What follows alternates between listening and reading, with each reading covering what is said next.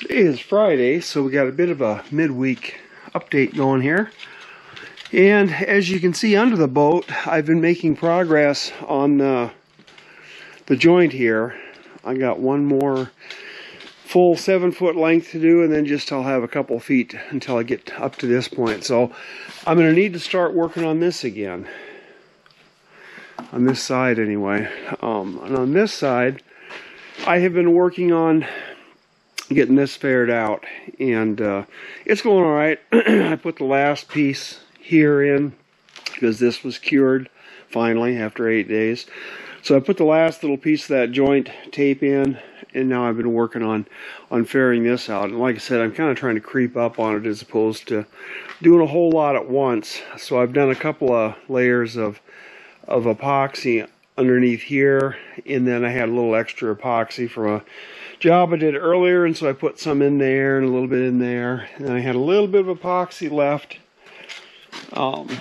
from that tape joint there, that seam tape there, and so I mixed a little bit of this. This is phenolic microspheres, more of a fairing compound as opposed to structural epoxy. So I'm using a little of both here. A little. This is just the mixed thickened epoxy, where I had a little bit extra left over. And this stuff was a little bit liquid that I had left over, so I put some of that phenolic microspheres in there. And this stuff was just starting to kick when I put it on. So as you can see, it didn't go on real smoothly. I had to kind of real quickly get it on there, and yeah, I don't know how well that's gonna. Yeah, it doesn't really matter. This is for appearances now at this point anyway, but because we're all really well sealed up here. But anyway, so yeah, I got been working on this side, and I got my my long board in, or not a true long board, but kind of a longer board sander. And this has a foam pad on it.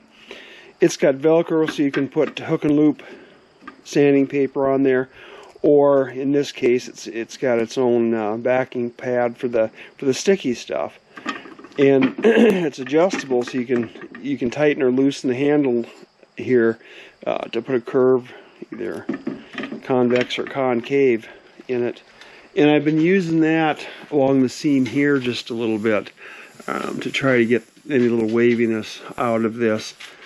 You know, ripples from when I hit this with the belt sander.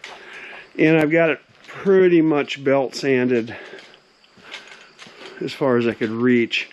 And then the rest of this way, I'm going to have to use a step ladder or a step stool of some sort to get this part done. But yeah, it doesn't take too terribly long to do. And as you can see under the boat, little John got most of the bottom done, and he was working up the sides just a little bit here. But what we'll do is we'll fill this in with thickened epoxy. Some cases these panels didn't meet perfectly, like here where he went a little bit deeper. That's because these panels didn't meet quite perfectly, and so you're going to have a little bit of an offset there. Not much we can do about that at this point other than fair it out. So he went a little bit deeper to try to, you know, smoothen that transition or widen that transition point out just a little bit. We'll put thickened epoxy in here and then tape over it, and then if it looks a little lumpy or something, we can add a little bit more, you know, fairing compound down here if we so desire. I don't know how picky we're going to get again, but we'll see. But yeah, this is going to work fine, and this is kind of what I've been talking about for quite a while that I wanted to do, was get these seams roughed out just a little bit, and with the angle grinder, that's going pretty quickly. So yeah, that's what I've been up to the last couple days. Greetings and welcome back to the boat shop. Today is the 28th day of August 2024, and we're coming off of what has been a slightly unproductive week. The biggest problem is it's been just too hot and humid. Temperatures in the mid-90s, heat indexes near 110, humidity levels just, oh, terrible. Lower 80s, yeah, just miserable. And today isn't going to be just a whole lot better. They're calling for upper 80s, and the humidity is not quite as bad today, but yeah. Anyway, things are going to be getting better. The weather's going to change here. They're talking later in this extended forecast. They're only talking highs in the upper mid to upper 70s at best. So yeah. So what I've been doing, which isn't a whole lot, been doing a little sanding on the side here. Haven't been putting any epoxy on because it's, yeah, just can't do it. Down here, you can see I got a hole drilled, and I got my through hull stuck in there at least.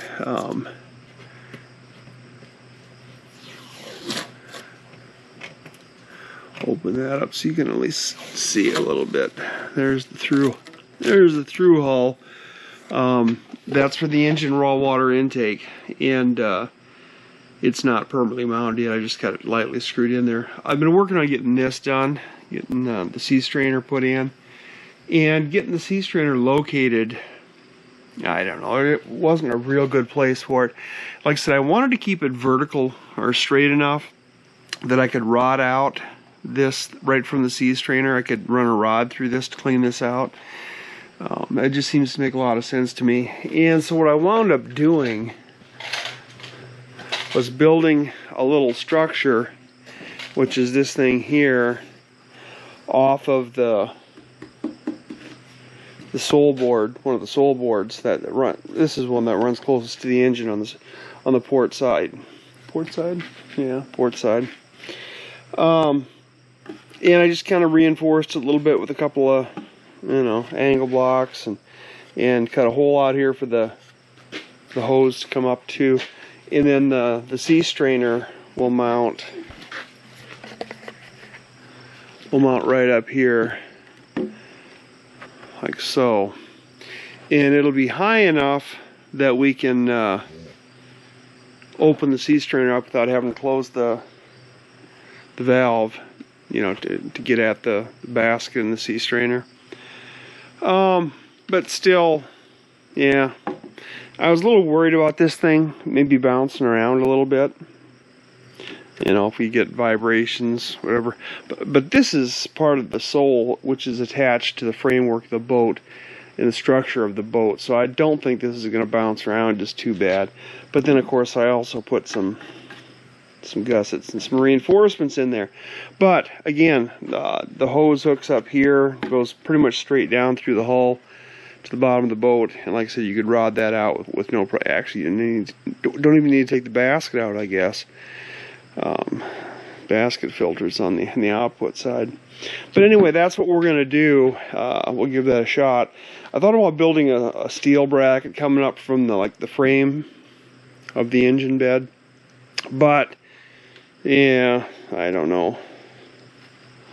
It probably would have had more vibration on it, and this was going to be cheaper and easier and probably faster for the most part. So yeah, we're giving this a shot. I think it'll work fine. I really do. But that's been about all I've been up to. I had to order more hose clamps because I didn't have enough hose clamps left over anymore. But that's not a big deal. Kind of expensive, but as you can see here, I got a lot of small ones, but not very many bigger ones. And of course I got some bigger ones for the exhaust system, but anyway, so yeah, we got more of those on the way. And I've got more down up here. I think I showed you that maybe earlier in the video. It's really as far as I can get until I start putting the fiberglass on this side here. And over here, I've done just a little more sanding to get this roughed in a little better, but I need to mix more thickened epoxy or the phenolic microspheres in here for fairing compound. I still need to bring this area here out just a little bit more. It needs to, this area right in here needs to be a little bit thicker so you don't have a dip here when you transition from the plywood to the fiberglass. But yeah, that will not be too big a deal. We're getting there. Of course, at some point we're going to have to tape and do this whole seam going up here too. And I don't know if I'll put more. Doesn't really need it here, I don't think, but yeah, probably won't here, because I'm still going to put some 10-ounce glass over this whole thing. But yeah, we'll probably put the 1708 and the E-glass going up the stem here. But yeah, we'll see about that. Actually, it runs in pretty good. It won't be too difficult to do, I don't think. But yeah, unfortunately, like I said, with the temperatures being the way they were, it's been hard to get much done and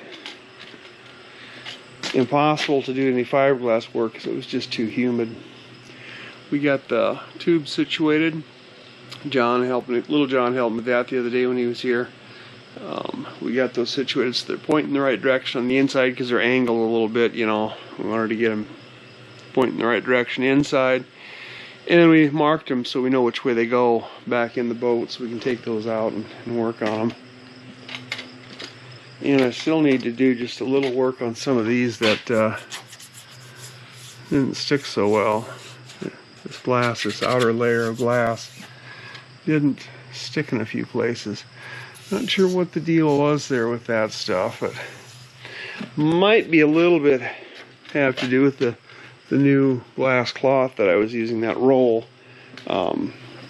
It might for some reason be a little less, I don't know how you want to say it, a little less sticky, a little less, you know, capable or able to stick to the cloth below it. But I got better as we went along here, but then I still got some spots through here again too. But I don't know, I've tried adding more epoxy and working it harder and rolling it with the fin roller better, and I don't seem to be able to come up with a solution to that. Yeah, I don't know. But yeah, anyway, I'll leave it at that for today because I just don't, like I said, have a whole lot to report.